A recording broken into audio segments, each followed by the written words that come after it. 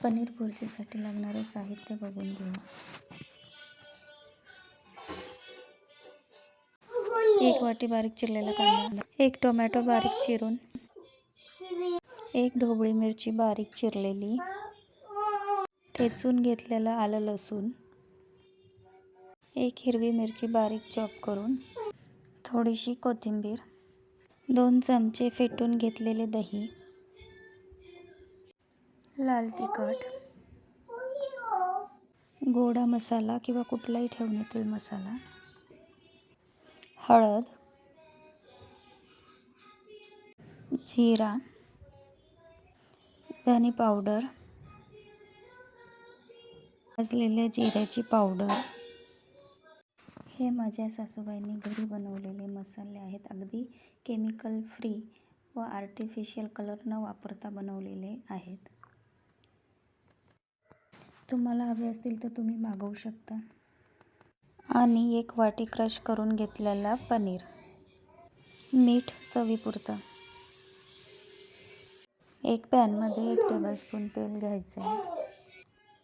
तेल चांगलं तापलं की त्याच्यामध्ये जिरा टाकायचा आहे.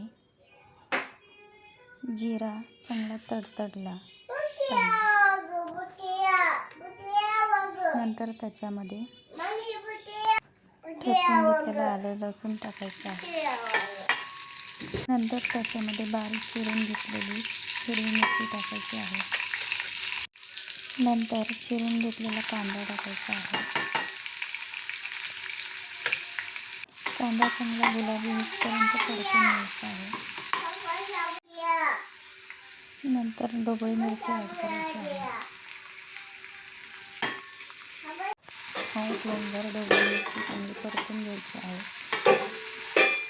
ढोबळी मिरची चांगली परतली की मसाले ॲड करायचे आहेत. अर्धा चमचा हळद, 1 चमचा लाल तिखट, 1 चमचा गोडा मसाला, 2 चमचे धने पावडर,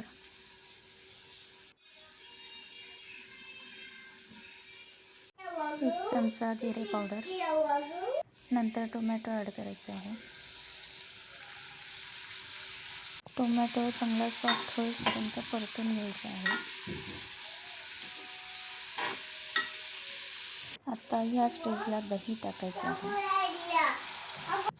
आता चांगलं तेल सुटेपर्यंत परतून घ्यायचं आहे. तुम्ही पाहू शकता तेल चांगलं सुटलेलं आहे. आता या स्टेजला पनीर ॲड करायचं आहे. चवीपुरतं मीठ टाकायचं. सर्व जिन्नस चांगले मिक्स करून घ्यायचे आहेत. 5 मिनिटं हाय फ्लेमवर चांगलं परतून घ्यायचं आहे. बारीक चिरून घेतलेली कोथिंबीर टाकायची आहे. आणि आपली पनीर भुर्जी रेडी आहे. तुम्ही पाहू शकता किती सुंदर कलर आणि किती छान टेक्स्चर आपल्या पनीर भुर्जीला आला आहे. तर नक्की ट्राय करून बघा. थँक्यू.